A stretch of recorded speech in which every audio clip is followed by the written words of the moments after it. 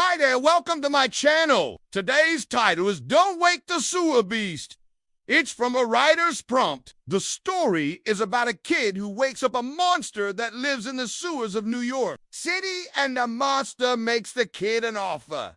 Destroy the city or become his apprentice. So let's monster squad this episode right now. Okay, so here we have our main character, Mark. He is your typical whiny punk middle schooler who hates everything and thinks he is super cool, even though he is really not. He's listening to his Walkman while skateboarding down a hill, and then he decides to skateboard over some construction stuff. Bad idea, because it collapses and sends him down into the sewer. Meanwhile, in the sewers, we have a massive beast that looks like a cross between a crocodile and a shark with tentacles instead of arms. And he has a bunch of treasure in his lair that he collected from people who fell into his trap over the years. But he's getting pretty old and tired of doing this, so he wants to retire. But first, he needs someone to take over his sewer beast duties. Mark falls right in front of him, and the beast immediately thinks this is God's way of answering his prayers. He offers Mark a deal. If Mark can destroy the city above, then he will allow the beast to retire peacefully.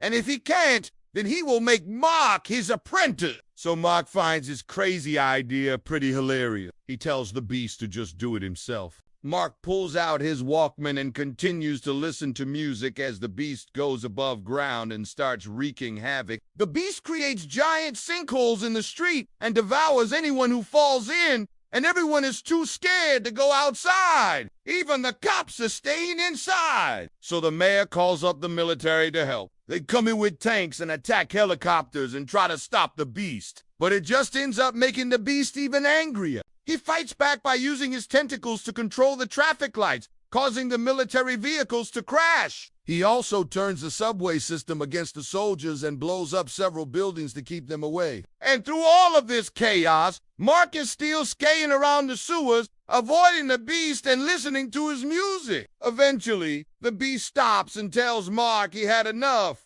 The humans clearly weren't going to stop him, so he was going to destroy the entire city anyway. Now he wanted to hear what Mark had to say for himself before taking his life. And Mark says, "Dude, calm down. I think I can help." The beast gets pissed off and demands to know what Mark means by that. And Mark responds by saying he can help the beast collect more treasure. The beast doesn't understand what Mark is talking about. So Mark explains his plan. Instead of destroying the city, they should hide all the valuables underground and then lure people in to steal it, and then they can devour them. At first, the beast thinks this is insane, but then he realizes it's actually genius, and he loves it. Mark explains how they've re-gone. Set up cameras and alarms to know when someone comes to steal the treasure. But the beast cuts him off and tells him to do whatever he wants. Mark is in charge now, so Mark starts digging tunnels all over the place to store the new loot. The beast goes above ground to cause some more mayhem, so that people will see the news reports and get scared to go outside. One day, Mark is digging, and he finds a golden statue that looks exactly like the beast. It's huge and must be worth a fortune. So he puts the statue in the sewer entrance and hides some cameras nearby so he can watch whoever steals it. Then he goes to find the beast and tells him to go cause more chaos so that people will notice the statue. The beast is hesitant at first, but Mark insists. So the beast goes out and starts destroying things. Sure enough, a man notices the statue and immediately calls the police. When the cops arrive, they see the statue is missing, so they decide to check the sewer. When they look in, they see Mark hiding.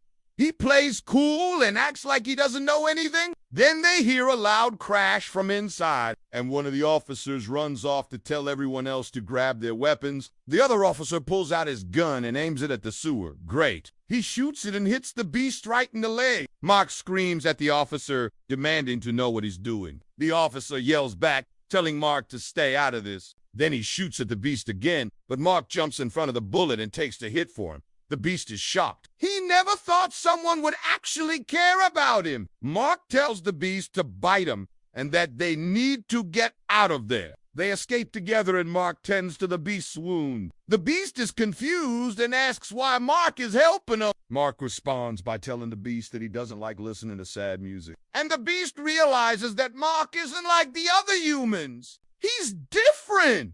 He actually cares about others. So the beast officially names Mark his apprentice. They work together to hide treasure and scare people. And they both live happily ever after, except for all the people they eat, of course. Okay, I got some ideas. First of all, I love this image of a giant crocodile shark monster living in the sewers of New York City. That's awesome. It kind of reminds me of the croc from Peter Pan, but like if he grew up and became a ruthless killer, this guy has been waiting to pass on his legacy to someone for years. And when Mark falls into his trap, he sees it as an opportunity to finally retire. I really like this concept of him wanting to peacefully pass on his sewer beast duties. He's tired of the hard work and he's ready for someone else to take over. He's like, oh, I'm too old for this crap. Someone else do the dirty work. And Mark's reaction to all of this is just to continue listening to his Walkman. Like, dude, I don't know if you realize what's happening here, but there's a giant monster about to give you the world, and you're just jamming out to Backstreet Boys.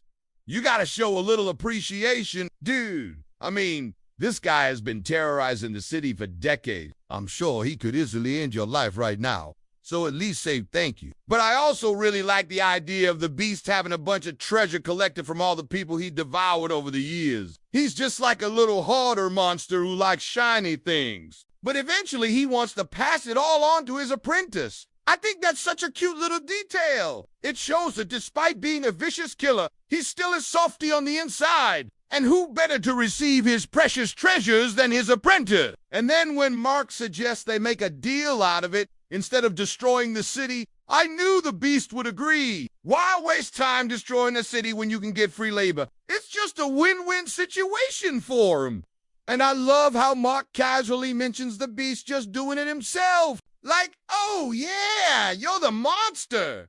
Just do what monsters do. What am I like a monster myself? I love the whole dynamic between these two. It's like an unlikely friendship between a punk middle schooler and a retired sewer monster. Who would have thought they'd become best? Now, as for the military and police, they play their roles well. They're the classic antagonists who come to put an end to the monster's reign of terror. But they only make things worse. The beast is simply too powerful for them to handle. I mean, how do you defeat something you can't even see? And Mark's plan to use the treasure to ensnare the humans is genius. I mean, who wouldn't fall for that? And the way he tends to the beast's wound is a touching moment that shows that despite being a punk middle schooler, he does have a soft spot for his monster friend. And the fact that the officer shoots Mark instead of the beast shows how much of a badass Mark is. Like, hey, leave the big scary monster alone and shoot me instead. That takes guts.